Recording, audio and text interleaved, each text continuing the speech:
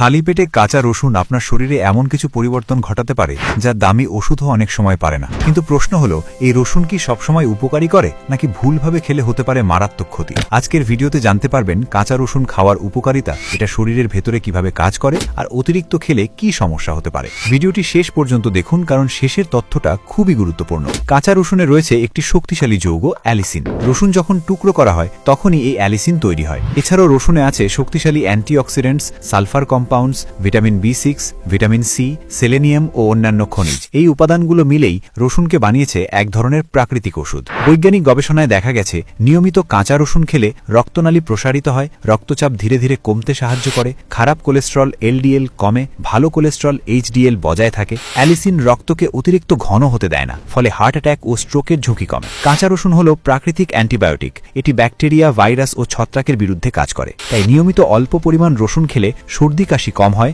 শরীরের immune system শক্তিশালী হয়, বারবার অসুস্থ হওয়ার প্রবণতা কমে। বিশেষ করে আবহাওয়া পরিবর্তনের সময় রসুন খুবই উপকারী। কাঁচা রসুন হজম এনজাইম সক্রিয় করে, গ্যাস ও পেট ফাঁপা কমাতে সাহায্য করে, অন্ত্রের খারাপ ব্যাকটেরিয়া দমন করে। ডায়াবেটিসের ক্ষেত্রে রসুন ইনসুলিনের কার্যকারিতা বাড়াতে সাহায্য করে, ফলে ব্লাড সুগার নিয়ন্ত্রণে রাখতে সাহায্য করে। এছাড়া রসুন শরীরের ভেতরের দীর্ঘমেয়াদী প্রদাহ, ইনফ্লেমেশন কমায়, যা অনেক বড় রোগের মূল কারণ। তবে উপকারের জন্য রসুন খেতে হবে পরিমিত। অতিরিক্ত খেলে বিভিন্ন সমস্যা দেখা দিতে পারে, যেমন পেটে জ্বালা, গ্যাস্ট্রিক, বুক জ্বালাপোড়া, বমি ভাব বা ডায়রিয়া ইত্যাদি। শুরুতে সকালে খালি পেটে 1 কোয়া রসুন টুকরো করে কুসুম গরম পানি দিয়ে সেবন করুন। রসুনটি যেন দেশি রসুন হয়। এরপর ধীরে ধীরে 2 থেকে 3 টুকরো করে খেতে পারেন। মনে রাখবেন, কাঁচা রসুন কোনো ম্যাজিক নয়, কিন্তু সঠিক পরিমাণে খেলে এটি হতে পারে আপনার শরীরের জন্য এক শক্তিশালী প্রাকৃতিক সহায়ক। ভিডিওটি ভালো লাগলে লাইক দিন আর আপনার মতামত কমেন্ট করে জানান।